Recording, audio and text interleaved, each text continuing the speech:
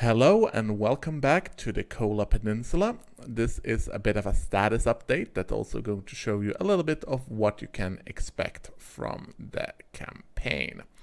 What you see in front of you is the second of the briefing screens. There's going to be 3 parts to the briefing. The first part is going to be essentially the commander's briefing, a summary of what's going on in general, and also a little bit of what you're gonna do and stuff like that. Then you have the official briefing, which is this very page. That describes essentially what you are going to do. As you can see, local intelligence have located an enemy command post near the town of Kemi. Fearful of attacks from air or artillery, the command post is some distance away from other Soviet units. We estimate that the commander of this position is of the rank of major or above. Olle 09er and 31 will engage and destroy the command post in a night attack. Due to the heavy concentration of enemy SAMs in the area, it is vital that you approach at lowest possible altitude. Be aware that enemy aircraft patrol north and south of Kemi. That is supposed to be north and east. There's bound to be errors in this. The briefings, I'm gonna do an overview of the briefing, the last thing I do. So, Olle 25 and 26 will provide jamming support. They will engage their jammers when you are in the target area. It is therefore important to adjust your approach so they are in position during your strike. Once the jammers are engaged, you'll have 3 minutes to conduct the strike. And that's also something I'm gonna make sure it looks a little bit better next time. So, here's the next page. You can see that our target is a command post. Sometimes it will have location added like command post at Kemi. Our loadout is the M71 bombs, not the ones with a chute. We are gonna drop these in RR mode. Target waypoint is number 3, M3. We have no time on target. We just need to make sure we synchronize with the jamming aircraft. Friendly assets have not been updated because the jamming aircraft was added later on. So I'm gonna have to add that friendly assets include the jamming aircraft. Then we have the threats, which is a fairly long list of different SAM systems and enemy aircraft. And of course, that's supposed to be MiG-29. I don't know why an 8 has been slept into this, but you're basically looking at the stuff I've written out before I actually took any time to proofread any of it. Use of the RR mode for bomb delivery is highly recommended. We are to take off from runway 14.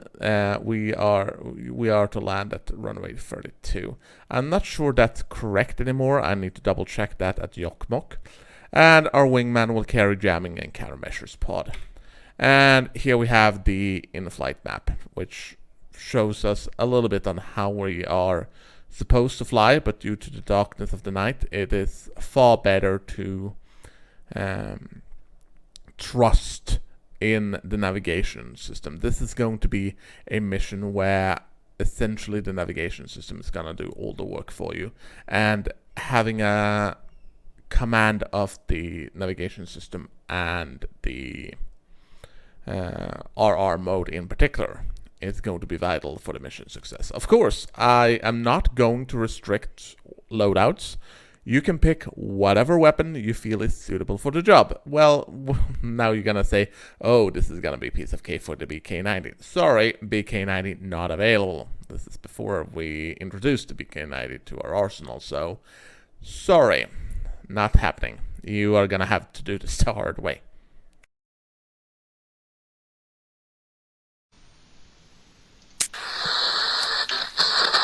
This is the World Service with today's news. The Soviet Politburo has announced a red line stating that if NATO provides Sweden with arms, equipment or other support, this will mean war with the Soviet Union. NATO officials have yet to respond to this development, but experts note that this will most likely force Sweden to the negotiation table.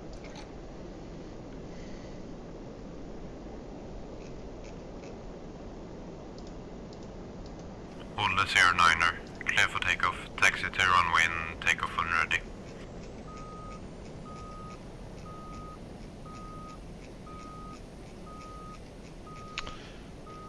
Right, I'm not really good at talking and doing shit at the same time, so you'll have to pardon me not being that much talkative while I'm starting up the aircraft.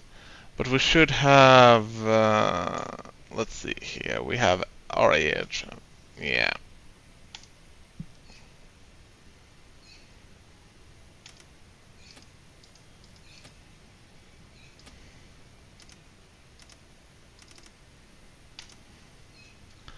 Loading the cartridge.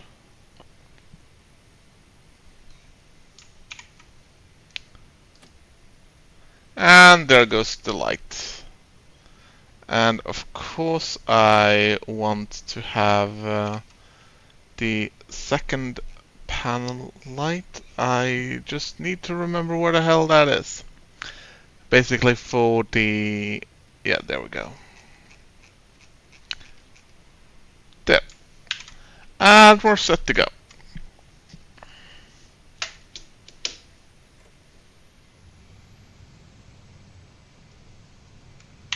Check brakes.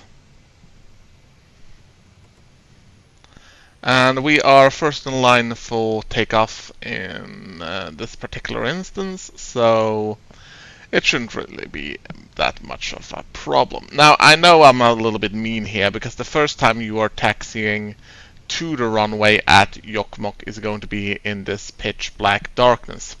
That's not really fair to anyone, but I needed at least one mission where it's like total darkness. So this is it. Then again, it's not really a problem as long as you keep your speed down and everything else. Now, I am currently doing my review of all the missions. This is mission 5, and I consider mission 5 to be complete. And the errors in the briefing notwithstanding, of course. But like I said, my idea is that I will do a review of all the missions, and mission 1 to 4 are done, and those were the oldest missions, so I do suspect that those missions are some of the more complete ones, the ones I really made sure that everything were to be done with. That is with briefings, that is with the small little details. I've added details that are relevant for later missions, of course. And I've also made sure that the weather is accurate to the time period.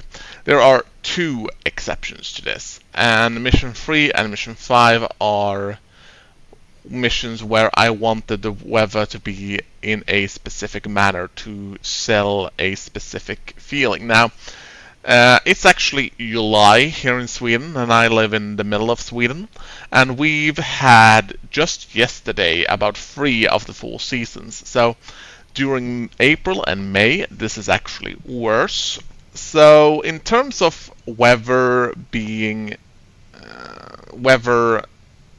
it can basically flip-flop in a matter of hours. So when it comes to what kind of weather is currently in a place, yeah, it... Olle 25 Tower requesting takeoff clearance.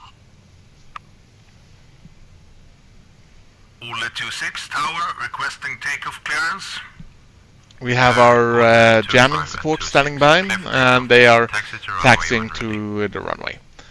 But yeah, one of the interesting things about this is that this is actually the first time you are taxiing at Jokkmokk. You are not starting the campaign at Jokkmokk, because Jokkmokk is a little bit too far away from the battle area to be a suitable location for the first campaign. But as you need to withdraw from constant enemy strikes, especially cruise missile attacks, this is where you will end up. And it's going to be a little bit out of range for the time being.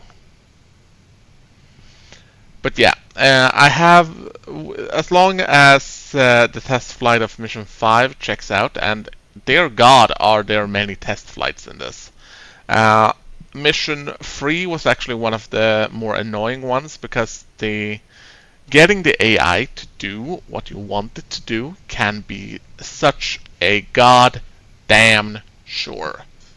Not even joking. Getting the AI to do what you want it to is arguably one of the hardest things that exist in DCS. Because sometimes the AI will do exactly what you want it to without having explicit orders to do so. And sometimes it will do just the opposite. And the problem I was having was that the aircraft was supposed to attack a specific target with Maverick missiles. Now, they completely ignored that target. They decided that they didn't want to see that target at all. And that target was not worthy of their attention. So they dove headfirst into SA-8 launchers that they apparently solved just fine, despite the fact that the SA-8 launchers were arguably a lot more camouflaged. So, what I'm gonna do here is actually, after takeoff, I'm actually going to cut away most of the very long flying time to the target area. But I hope that you still get something of the gist of the mission I have in store for you. And while this is not the first time that I've uploaded a video of this particular mission, I think that there is a little bit of music and stuff like that. That was the mission as it is bare bones. The mission that have been added now is a little bit more difficult, as there are both enemy cap and there are a few more launchers that might interfere with your work. But this is also the kind of strikes that the Viggen was really supposed to be doing. Yeah,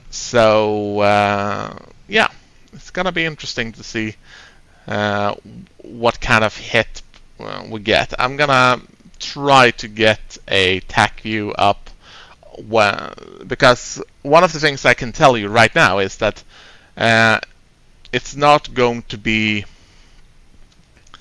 you're not gonna see much. This is gonna be a mission flown in almost complete darkness, and if you're doing this the true way, you're not gonna use the night vision either. So just relying on your eyes and your instruments, that is gonna be the way to do this. Now we have reached the runway. Check, check. And brakes. Nav.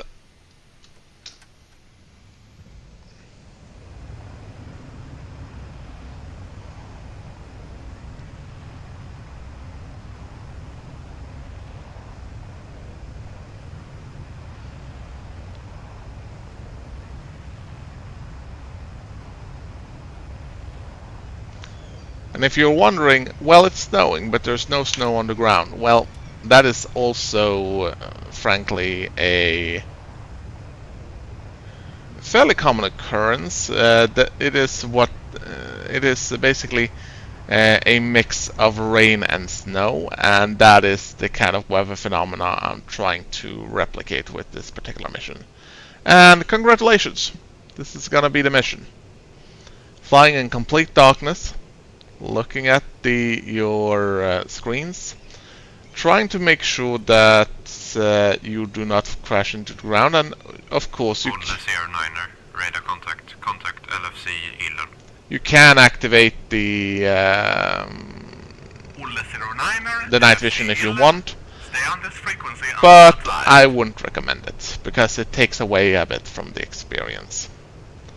What you can do, however, is make sure that your autopilot is set, and we're gonna make sure that we have a fairly large spread of the bombs, like 40. I don't know exactly what the 40 is, but yeah, you can barely see the plane here. So just for you, I'm actually gonna turn on some of the lantern light. Not really that sorry, we are doing. There we go.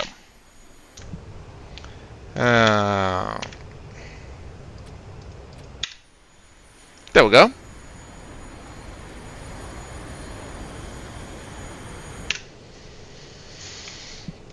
And check course, we have a...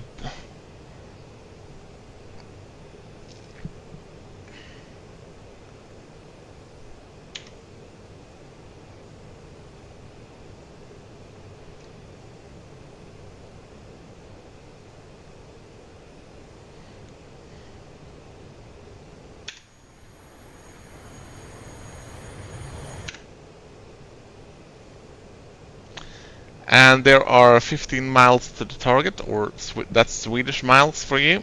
So we're also a little bit, let's see, 630. That's a little bit too high for our purposes, but since we're not even in the combat just yet, we should be good. And we have our wingman forming up with us right there. So we are good on that score as well.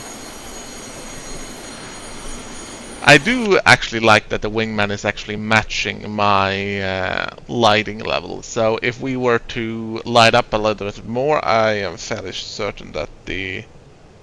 Yeah. So if we activate our anti-collision lighting, he will do the same. And if we add the form lights... Oh wait, I actually turned off the form lights there. Or not. Ah, never mind. You get the point at any rate. They will imitate our own emission levels. So, and it'll take a little bit of time too. They'll adjust. I actually like that. But anyway, let's skip ahead to the fun part and not me trying to find stuff to talk about for like the 10 minutes it's gonna take to fly there. Alright, we are now approaching the target, and we should probably pull up a little bit here. Or rather, we are approaching the initial point. We have about 35 kilometers to the initial point. And I'm going to disengage the autopilot there. Or rather, I'm going to disengage one of them. And we're going to keep on our current heading. A little bit too high still, but we should be good.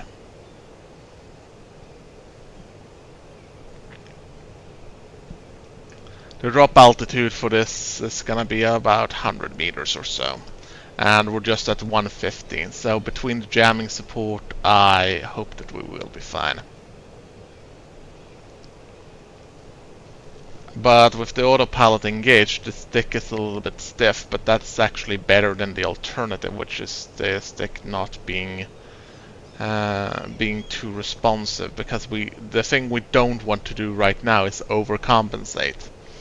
Now, during even when it's this dark, it's not even completely night this far north. And that is also one of the cool things about this campaign, that it takes midnight sun and midnight and vice versa into account, which is really challenging for a mission maker, because most of my these missions are made in the spring, meaning that it's difficult to get proper darkness. While another campaign I might have in the works is actually made in the winter, and there it's gonna be difficult getting enough light.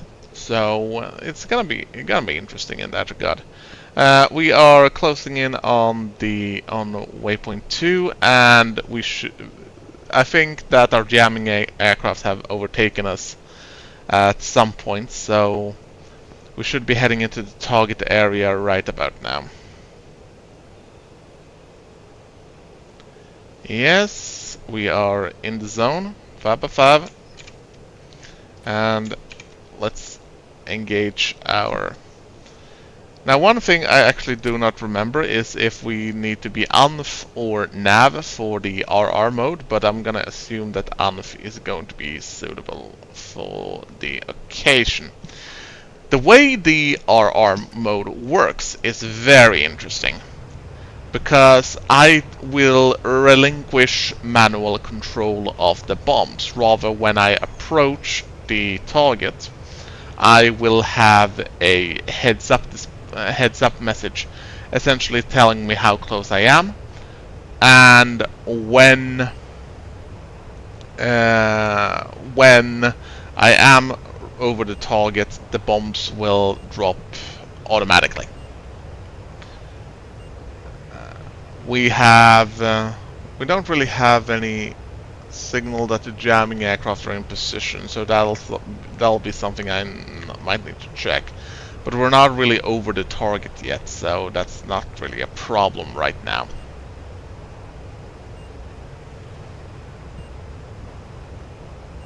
Olle 25, enabling the jammer.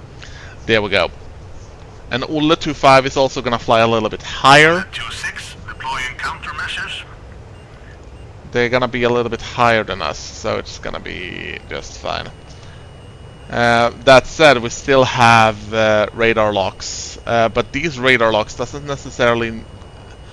necessarily aimed at us. They could be aimed at something else as well. But we're also going this full speed, so it's gonna be tricky for the enemy missiles to actually catch up once we turn out of here. So 5, 4, 3.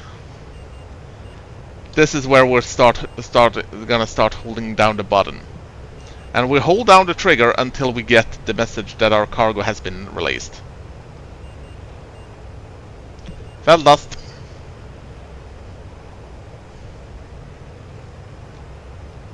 That was a big spread, but it's unclear if we actually destroyed the target or not.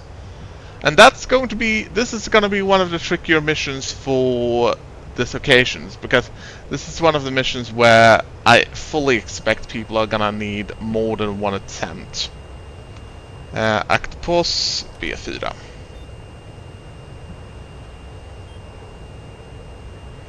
Also, we are burning fuel in a rate that's really detrimental to our health and well-being. We're also climbing in a way that's also very detrimental to our health and well-being. But let's get out of here.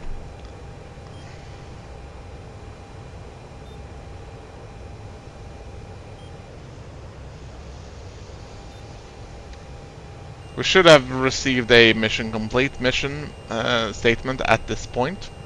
The fact that we haven't is probably not really a good sign. But let's turn and burn. Actually, we don't really have that much to burn. Let's slow it down to 1. Zone 1. And see if we can't get out of it.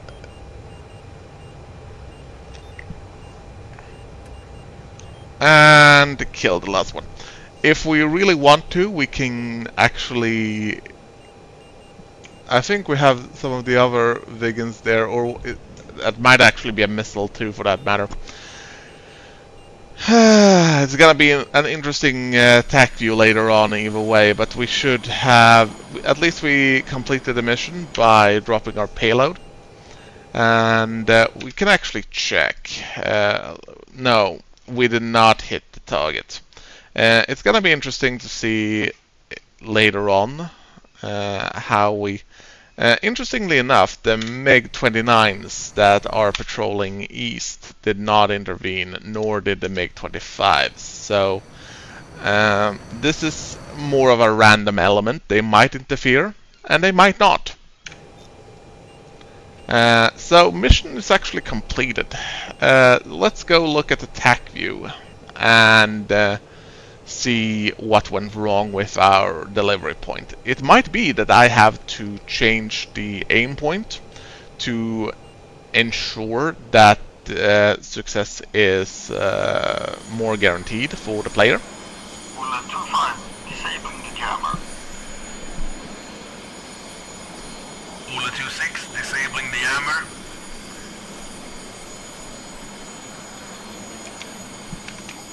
Right, so we are now in TAC view, and we're gonna have a look of what's going on here. One of the problems I realized here was actually the fact that the jamming aircraft, that they are in a circle here. I might have to alter that so they will actually, rather than have their own flight path, I might actually change to ensure that they will be following the player in and stick close by them. This will not be very helpful in terms of dividing the fire, or rather, what I want from this is actually. Oh, I have some units here that I apparently forgot about that I need to delete. But anyway. So here we enter into the SA2 envelope, and the other aircraft here does not have not really moved into supporters yet. So it's gonna be interesting to see here. We're just at the edge of the envelope, so while they might have fired some of their weapons, it doesn't really appear that way. So let's see where our bombs go. No, we had a way too late release. I think navigation drift might have set us up for failure there, which is actually a bit annoying because the run itself was fairly decent, and we got lit up fairly well here. But I'm gonna see if we actually got fired upon. I don't think we did. It's an interesting investigation into how you can see a mission from two different angles. But I think that I will actually change up the mission so that Olle 25 and Olle 26 are actually following the player rather than doing their own thing. And I would also say that I don't know if I'm supposed to change the aim point, because I'm still not certain if that was my problem or not. But if you want to cheese this mission, it's fair. You can either use something like attack rockets on a flat trajectory, or you could probably use the bombs with chutes, and use the night vision. So if you want to cheese these missions, I'm not gonna care. I have ensured that if you choose an alternate method of solving the mission, it's not gonna be a problem. The kill will be registered either way. It's not a matter of bombs in zone or stuff like that. So yeah, that is the TAC view summary of the mission we just flew, and I hope that this has provided you with some insight into my ongoing work. With this, I will probably add some of the adjustments to Mission 5 and then move Mission 5 into the completed folder. So I can't really say if there's going to be that many more of these videos, because my focus from now on is going to be getting this campaign out the door.